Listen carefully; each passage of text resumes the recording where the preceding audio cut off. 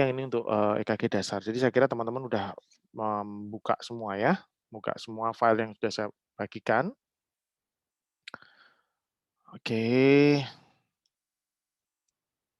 ya ini adalah seorang laki-laki 30 tahun, ya beliau seorang perokok dengan dada terasa berat seperti ditekan. Tanda vital dalam batas normal. Tuh.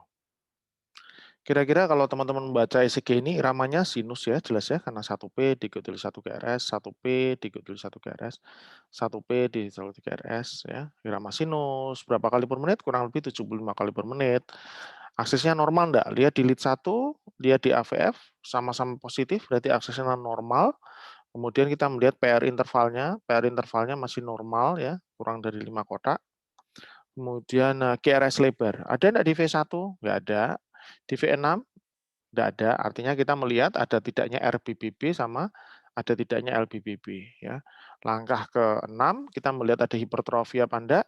Atrium kira-kira aman, kita lihat di V1 enggak ada masalah, lihat di lead 2 sekilas enggak apa-apa. Hipertrofi ventricle kanan maupun kiri enggak ada. So kita masuk ke koroner karena sesuai dengan keluhannya yaitu suatu keluhan nyeri dada. Pertanyaan saya ini menurut teman-teman ini ada curigaan ke STEMI apa enggak? Karena nanti hubungannya dengan pertanyaan yang eee ada di latihan kita. Ada enggak suatu ST elevasi atau suatu ST depresi atau T inversi atau apapun gitu. Kira-kira di mana? Yang agak kurang enak memang di lead berapa? Oke, lead 2 ada, lead 3 ada AVF, ada ya, ini juga ada. Nah, 2, 3 AVF ada. Terus yang lain? Yang lain nggak terlalu spesifik ya, tapi yang jelas ada ST elevasi, ada di lead 3 sama AVF nih jelas banget ya, ini ya, lead 3 sama AVF. So, kita akan taruh pertanyaannya. Oke, so bacaan ECG-nya kira-kira yang nomor 1 apa? Apakah normal ECG, early reposition, STEMI, atau perikarditis? Coba teman-teman coba jawab di chat aja. Nanti kita lihat sebagian besar jawab yang mana. Pasiennya nyeri dada, seorang perokok, langsung assessment sebagai normal ECG, early reposition, STEMI, atau perikarditis? STEMI. STEMI, STEMI, STEMI ada B, ada C, ada STEMI, oke. STEMI, STEMI, Mbak Andri STEMI, Mbak Putri masih B, early reposition, Mbak Eka perikarditis, early reposition. Oke, so satu hal, ada beberapa teman menjawab STEMI, ada yang menjawab curiga suatu early reposition, ada yang menjawab suatu perikarditis. Tapi nggak ada yang menjawab ini suatu normal ECG. Ya, berarti artinya kalau tidak ada yang menjawab normal, berarti teman-teman semua bisa melihat bahwa memang ada suatu something di sini ya, di lead 3 sama AVF. Ya. Oke, pertanyaannya adalah kalau teman-teman ini menjawab STEMI ya dengan keyakinan bahwa ini adalah suatu STEMI, maka pasti terapi di UGD akan memberikan A, B, C, ya kan? Double antiplatelet, nitrat, heparin, itu diberikan semua. Gitu. Tetapi kalau teman-teman belum menjawab STEMI, maka terapi 3 ini eh, tidak akan kita berikan dulu kan, karena teman-teman masih belum yakin nih ini STEMI. Jadi ada yang yakin betul ini STEMI, ada yang masih kayaknya early reposition atau perikarditis, pokoknya saya belum yakin nih gitu. Kalau belum yakin berarti kan nggak akan langsung ini. Nah, pasien ini di foto torak normal, tapi saturasi oksigennya 93%. 93% itu normal nggak sih? 93% normal nggak? Ya, mostly itu biasanya minimal paling tidak di atas 95% ya. Tapi ketika ada pasien dengan 93% itu bukan berarti pasti gawat gitu juga enggak selalu gitu ya. Jadi pada era COVID seperti ini kalau ada saturasi oksigen yang turun maka menurut saya yang paling paling perlu dicek adalah fototorak ya. Ini tadi pemeriksaan fisik torak maksudnya, bukan fototorak, tapi pemeriksaan fisik torak. Kesannya normal, saturasi oksigennya turun, maka kita harus mencek fototorak situ, gitu ya. Kalau pasien tidak sesak, tidak ada apa-apa, perlu kasih oksigen enggak? Ya, sebenarnya kalau pasiennya tidak sesak, tidak wajib kita berikan oksigen pada saat itu. Karena bisa aja ketika di fototorak ternyata pasiennya PPOK, ya kan? Walaupun dari pemeriksaan fisik nggak ada bising dan lain-lain, tapi pasiennya PPOK, emfisematos ternyata. Ketika emfisematos ya wajar dong oksigen saturasinya turun. Kita perlu nggak memberikan oksigen? Nggak perlu, kecuali kalau pasiennya ada keluhan sesak dan lain-lain ya. Kemudian ada guidelines kan ya, ingat bahwa pemberian oksigen pada ACS kalau saturasi di bawah berapa? 90. Oke, jadi kalau fisik toraknya normal, maka yang perlu kita lakukan fototorak. Tapi kalau fototorak sitonya normal, mungkin dilanjutkan dengan pemeriksaan untuk COVID ya. Nah, tapi sebenarnya yang saya mau sampaikan lewat nomor 1 ini adalah kita kapan sih kita harus yakin ini pasien ini STEMI, kapan yang enggak gitu ya. So, kita lihat di sini bahwa ya pada pasien STEMI, ECG ini kan dilihat dari berbagai sisi kan ya. Jadi misalnya ada sisi di inferior, maka dia akan punya kebalikan di sisi lateral. Ya kan suatu kebalikan. AVL kebalikannya Li3. Ketika terjadi ST elevasi di inferior, maka di Li3 harus ada ST depresi. Sebaliknya, ketika ada ST elevasi di AVL, harus ada ST depresi di Li3. Jadi karena itu suatu perubahan yang berkebalikan antara Li3 dan AVL. Ini adalah ciri khas dari STEMI. Gitu. Kalau primary prosesnya di mana tuh? Di AVL, ST elevasi, maka di kebalikannya di 3 akan ST depresi. Atau sebaliknya juga sama. ST elevasinya di Li3, maka di AVL akan ST depresi. Jadi kebalikannya sama. Ya. Nah, inilah yang disebut reciprocal changes pada misalnya pada pasien STEMI. Ya. Kita lihat di sini, misalnya ini ada ST elevasi di Li2, 3 AVF. Maka kalau ini STEMI, maka harus didapatkan ST depresi di lawan arahnya, yaitu 1 AVL. 1 AVL, 3 AVF. 1 AVL, kebalikannya 3 dan AVF. Jadi ketika ST elevasi di sini harus ada ST depresi, harus.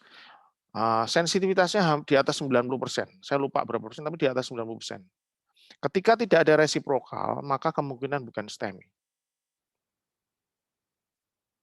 Kita lihat lagi. Ini ya, ada ST elevasi walaupun sedikit di 3 AVF, tapi ada ST depresi di 1 AVL, so ini STEMI. Sebaliknya, kalau ada ECG nggak ada, nah itu. Ini contoh, Li3 ada ST elevasi yang tinggi, AVL harus ada ST depresi. Kalau ini STEMI. Kalau nggak ada resiprokal, berarti kemungkinan besar bukan STEMI. Nah ini contoh pasien. Bukan pasien yang pasien tadi ya. ST elevasi di 3 AVF, Li2-nya enggak begitu, tapi Li3 AVF jelas. Tapi ada ST depresi di AVL sama 1. So ini pasti STEMI. Nah, bagaimana dengan pasien kita? Teman-teman melihat ada ST elevasi di Li3 sama AVF. Pertanyaan saya, di Li1 sama AVL ada ST depresi enggak? Tidak? Tidak ada. Artinya, kemungkinan besar, hampir 90% kita yakin bahwa ini bukan pasien STEMI. Boleh enggak sih kita langsung, dah kalau gitu bukan STEMI kita pulangkan aja? Enggak boleh kayak gitu juga ya. Saya pernah kasih kuliah tentang HEMAX score, teman-teman boleh cari di YouTube, saya tentang pasien dengan chest pain, itu bagaimana cara memutuskan pasien ini pulang apa enggak dengan HEMAX score, itu ada itu ya. Nanti saya share di grup diskusi supaya teman-teman ingat lagi.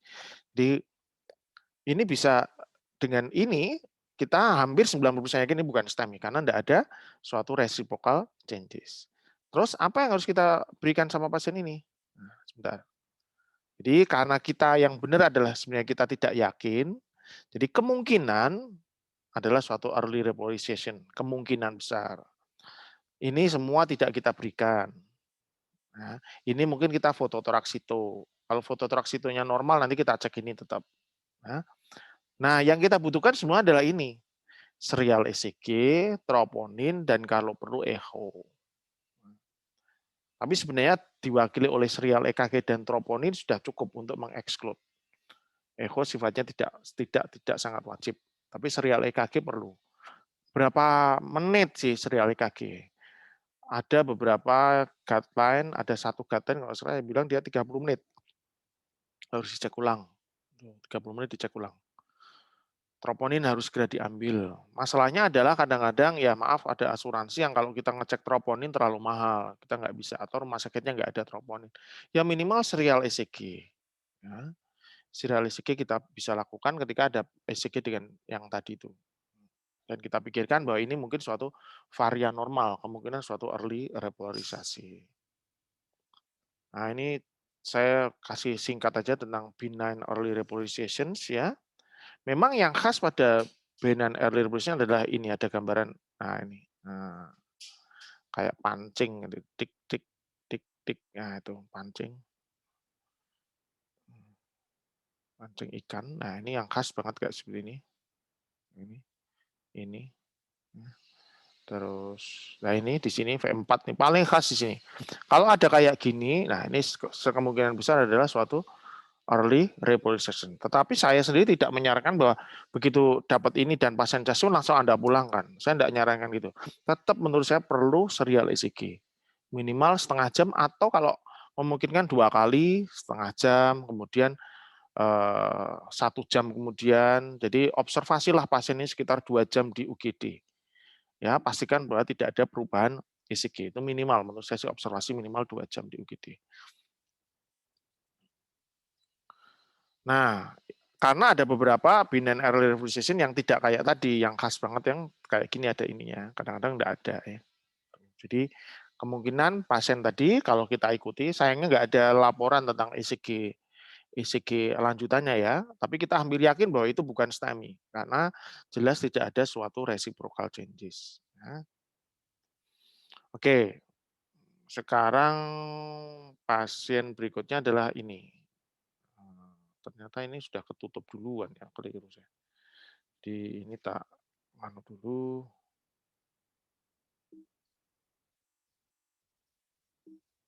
Oke, oke, sorry.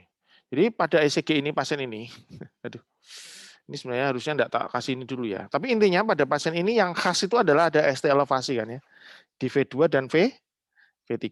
Pasien dengan nyeri dada seperti ditekan benda berat pada pasien ini. Ya. Pertanyaannya kira-kira ke arah STEMI apa enggak? Menurut teman-teman. Ke arah STEMI apa enggak? Ya, rata-rata teman menjawab ini mengarah ke arah STEMI. Karena jelas ada ST elevasi, di mana? Di lead V2 dan V3. Ini kan jelas nih, elevasi. V2, V3. Nah, ketika kita langsung dia assessment sebagai curiga STEMI, kita berikan apa? Ya, nitra, DAPT, heparin, ini semua benar, dilakukan benar.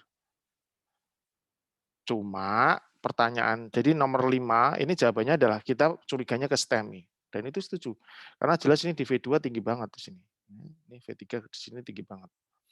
Kemudian terapi UGD ya 3 ini, ABC ini harus kita berikan segera pada pasien. Ya. Tetapi, nah nomor 7 yang kita butuhkan di UGD pada saat ini adalah sebenarnya yang paling penting salah satunya adalah EKG lama. Ini yang salah satu yang ingin saya sampaikan lewat diskusi dasar EKG ini. Jadi ketika ada kemungkinan kita dapat EKG lama, maka itu akan sangat-sangat membantu kita dalam menegakkan diagnosa. Walaupun di guideline tidak dibilang bahwa syarat untuk mendiagnosa STEMI harus lihat EKG lama, nggak ada. Ya ini nih di luar guideline ya. Jadi kalau ada EKG lama, maka itu akan sangat-sangat membantu. Selain juga troponin sama kalau perlu serial ECG. Kalau memang kita belum yakin betul. Tapi sebenarnya ini jelas khas suatu ST elevasi miokard infark. Pertanyaannya, merencanakan trombolitik terapi segera, boleh nggak? Boleh banget, gitu. Jadi setuju aja, gitu ya, trombolitik segera. Tetapi, nah ini kasus yang agak unik memang. Ternyata pasien ini, ya, 6 bulan yang lalu pernah ke UGD, ya, kemudian masuk ke catatan medis, dan ternyata ECG-nya hampir sama. Lihat ini. Di V2 dan V3 ini sama persis dengan yang kemarin, yang pas masuk sekarang gitu. Dari sini kita dapatkan pelajaran bahwa perlu enggak pasien ini dilakukan trombolitik? Enggak perlu. Ya. Ini adalah suatu kelainan ECG yang sifatnya permanen sejak 6 bulan sampai sekarang. Mungkin apa yang harus dilakukan pada pasien ini? Serial ECG, troponin, dilakukan echo, itu sangat penting pada pasien ini. Tetapi trombolitik pada pasien ini ya mungkin malah bisa berbahaya karena pada saat ini mungkin pasiennya bukan suatu STEMI yang baru sekarang terjadi. Ada banyak kemungkinan, ya. Bisa misalnya suatu aneurism atau yang lain itu mungkin. Maksud saya kalau memang memungkinkan, pesan saya lewat diskusi ini adalah kalau ada EKG lama itu sangat-sangat penting. Karena itu akan menentukan terapi apa yang akan kita berikan ke pasien. Kalau teman-teman ragu-ragu, ya ragu-ragu nih, aku kok ragu ya, pasien ini STEMI apa enggak gitu ya. Itu jangan berikan trombolitik, itu saran saya. Kalau ragu jangan berikan trombolitik. Tapi kalau teman-teman yakin, berikan as soon as possible. Tapi kalau ragu jangan berikan trombolitik. Optionnya apa? Ya konsul dulu ke kardiolog kalau memang memungkinkan. Kalau enggak memungkinkan, ya teman-teman cek troponin, serial ECG berulang dalam waktu dekat, setengah jam, 1 jam, sehingga kita bisa tahu kira-kira keyakinan kita itu benar apa enggak gitu. Karena harusnya kalau pasien ini dengan STEMI, maka dia akan ada evolusi dari infaknya. Oke, nah ini adalah contoh lain dari ST elevasi. Ya, pasien ECG dengan ST elevasi. Nanti teman-teman jawab di chat aja, kira-kira. Nah, kira-kira kalau menurut teman-teman ini pasien ACS apa enggak? STEMI apa enggak? Nih nomor 1 nih. STEMI apa enggak?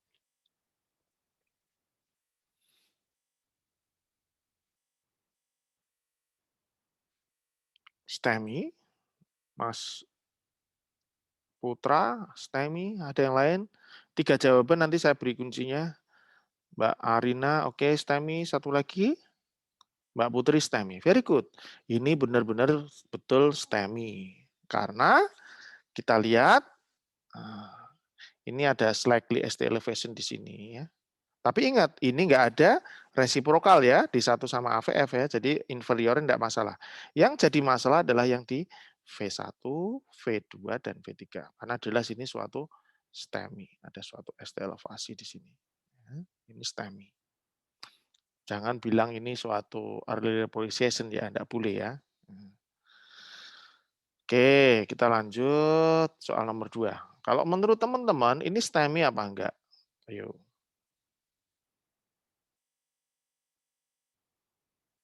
Yo, STEMI apa enggak?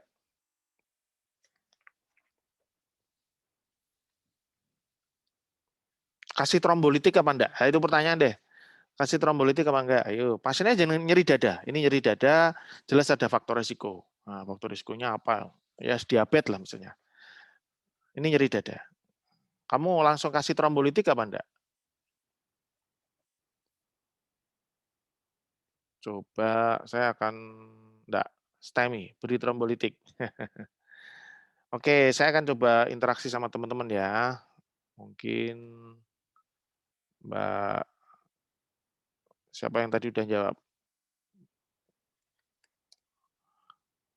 Mbak Arina mau ngomong? Kenapa kok STEMI?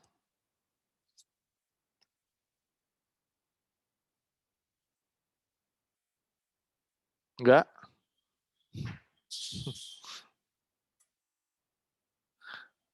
Oke, so kenapa kok dia STEMI? Kenapa? Apa tulis di chat aja? Kenapa kok STEMI? Oke, ya sedang jaga, enggak apa-apa. Oke, so satu hal, kalau teman-teman ragu, ya jangan kamu kasih trombolytik. Ya, teman-teman bisa apa namanya, melakukan serial ECG. Tapi yang satu hal yang khas ini kita curiga ke STEMI adalah, lihat, ada ST elevasi ya, di mana coba? Di V3, ini ada V2, gitu. Yang khas ini V1 juga ada ST elevasi. Tapi yang mengarah ke STEMI adalah gelombang T yang tinggi di V2 dan V3. Bahkan lebih tinggi daripada gelombang R-nya. Ini masih tinggi-tingginya gelombang T. Dan terbukti pada pasien ini saya ambil dari emergency medical training mana gitu ya, saya lupa. Nah, intinya pada pasien ini ketika dilakukan angiografi ada oklusi di LAD. Tuh. Karena yang khas adalah ada T yang tinggi di sini, lebih dari R-nya. T yang tinggi di sini lebih dari R-nya. Ini dua clue-nya, terutama yang di V2 ini sangat tinggi T-nya. Ini yang betul-betul mengarahkan kita ke STEMI. Kalau misalnya teman-teman ragu, aku kok masih belum yakin betul ya. Ya oke, mungkin teman-teman bisa lakukan serial ECG. Tapi memang dengan melakukan serial ECG artinya kita akan memperlambat waktu untuk reperfusi. Padahal ini udah pengalaman saya ya, ketika di atas 3 jam dari onset, itu mostly sebagian besar itu otot tuh akan kurang baik. Wah, apapun, mau trombolitik, mau primary PCI, ketika di atas 3 jam, maka itu biasanya ketika kita echo, itu hasilnya kurang bagus. Masih ingat kemarin ada laki-laki umur 31 yang saya melakukan primary PCI, STEMI anterior, ya ketika kita echo ya hipokinetik di anterior gitu ya. Nah, mungkin kita berharap itu suatu stunning ya, nanti bisa, tapi kan enggak ada yang tahu. Jadi putuskan dengan cepat. Tapi kalau enggak yakin, jangan beri trombolitik. Lebih baik langsung kateterisasi kalau memungkinkan. Karena dengan angiografi kita akan yakin betul anatominya seperti apa, sehingga kita tidak akan memberikan obat yang berbahaya, ya kan? Trombolitik kan tetap ada kemungkinan side effect. Ya. Oke, sekarang nomor 3. Pada pasien ini kira-kira STEMI apa enggak? Ini pasiennya dengan chest pain. ACS apa enggak? Bukan STEMI, tapi ACS apa enggak kira-kira? Dengan ECG seperti ini.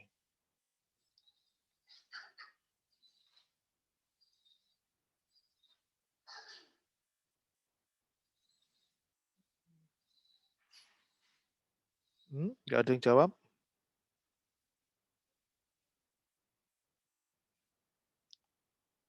Kemungkinan iskemik. Oke. ACS ya. Jadi jelas pada pasien seperti ini ya, ini jelas suatu mengarah ke akut coronary syndrome. Jadi walaupun ini ST elevasinya tidak khas banget, tidak ST elevasi yang khas, tetapi lihat ada bifasik gelombang T. Sek ke bawah, sek ke bawah, sek ke bawah. Ini namanya Wellen ya.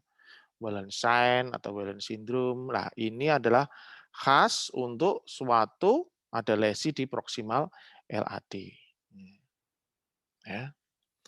Oke, so nomor 4. Gimana nomor 4? Nah, kalau nomor 4 ini pasien dengan chest pain juga. Kira-kira kasih trombolitik apa enggak nih pasien nomor 4?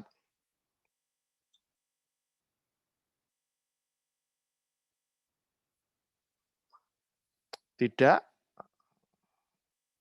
tidak, tidak. Oke, very good. Betul. Ini jangan kamu kasih trombolitik dulu. Karena memang pattern-nya mirip kayak suatu early repolarization. Nah, di sini ya ada kayak fish hook namanya ya. Pancing ikan di sini. Ini di sini, ini di sini, di sini. Yang paling khas ya ini suatu kemungkinan suatu early repolarization menurut saya. Terus, apa namanya, kalau kamu ragu, ya diulang itu, apa namanya, ECG-nya, kita evaluasi ya, kalau perlu dilakukan echo untuk melihat tanda-tanda yang lain, ya bisa juga salah misalnya perikarditis ya bisa juga ya. Tapi kalau lihat fishhook-nya saya sih mengarah ini lebih ke arah suatu early repolisation ya. Oke, so saya kira itu aja yang bisa saya berikan untuk sore ini, siang ini. Moga-moga bermanfaat untuk teman-teman. Teman-teman silakan kalau ada